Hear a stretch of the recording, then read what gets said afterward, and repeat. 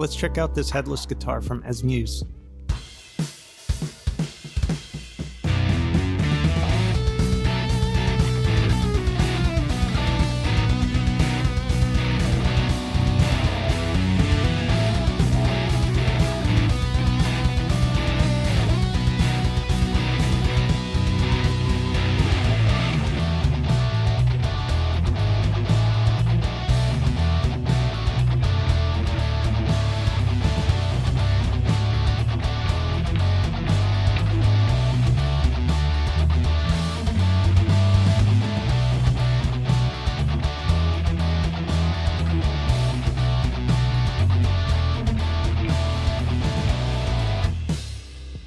At the time of making this video, these things are under $200 US.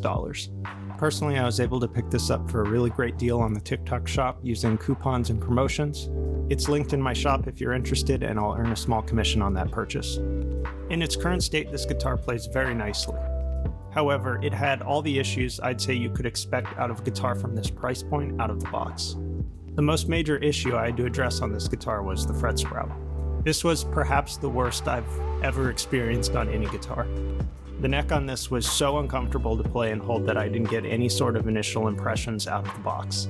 I pretty much immediately took the strings off and went to town on the frets. At this point, I also noted that there wasn't only fret sprout, but there were uneven frets. And at the end of it, I had pretty much done a full fret job, not only fixing the fret sprout, but rounding the edges and doing a full level and recrown. As mentioned before, I think all of these issues are pretty standard things you could expect with a guitar in this price point. It just so happened that this particular example had all the potential issues you could have with the fretwork. On a more positive note, these were pretty much all of the issues that made the guitar something that wasn't really particularly usable out of the box. And the only other issue that I noticed was that the pickup selector switch wasn't completely screwed down. This caused it to be a little wobbly and potentially off-center enough that you couldn't actually get it into the bridge position.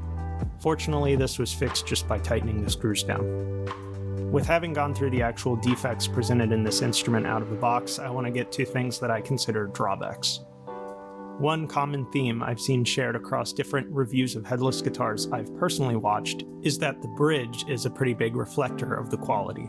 This sort of makes sense too. With the guitar being headless, the bridge is essentially doing twice as much as it would on a standard guitar. The bridge on this particular guitar works just fine in that you can do all of the adjustments you need to, but I would describe this as fiddly in all of the worst ways. I would be really hesitant to use this guitar in any sort of live scenario just because tuning it is so difficult. The tuning keys are a little too stiff to actually use by hand. You can turn them, but it's not particularly accurate or precise. The bridge does have a pretty clever adjustment key built in that magnetically snaps into place, but I could definitely see myself dropping this. For me, tuning this takes at least twice the amount of time it would on a traditional guitar. You also need 6 separate Allen wrenches to do all the different adjustments on this guitar, which is kind of ridiculous. Moving up to where the headstock would be on this guitar, I was kind of surprised to find that the clamps that hold down the strings don't have any sort of routing in them in any way.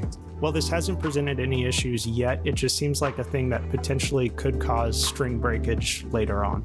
In this same area is the truss rod adjustment, which is very easy and convenient to get to. However, even at max tension, you can't get the neck particularly flat.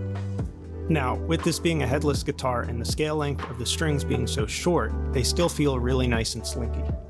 I usually prefer the action on my guitars pretty low, and I don't feel the need to actually lower this, but it's worth noting that the truss rod here wouldn't actually give me too much more room to play with.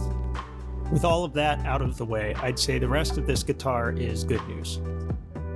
I personally don't mind the look of this guitar though. It's almost comically small when you compare it to a full-size guitar, but it still feels pretty normal to play. You definitely notice that this is a lot smaller when you play it, but it still feels like a normal guitar. The pickups, I think, actually sound pretty good. You get some good versatility and dynamic range with the HSS configuration.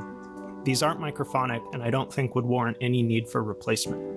And the remaining hardware and electronics on this guitar all work perfectly fine. In terms of whether or not I'd recommend this guitar is sort of a tricky question. I personally am happy that it's part of my collection. But this routine of buying cheaper guitars, knowing that I'm going to have to invest time and effort in fixing and upgrading them, is pretty standard for me. This is part of the guitar playing hobby that I enjoy. So if you're like me and you're interested in trying a lot of different options and adding a unique guitar to your collection, this could be good value. And although this guitar comes in at a lower price point, I don't think this is anything close to what you could recommend to a beginner player. There's just way too many things that are not standard about this that would make it really unapproachable. I don't want this review to come off as too negative, however, this is something that's going to stick around long term in my collection. It's a lot of fun to play, and my buddy and I had a blast just figuring it out and creating the little demo track for this video.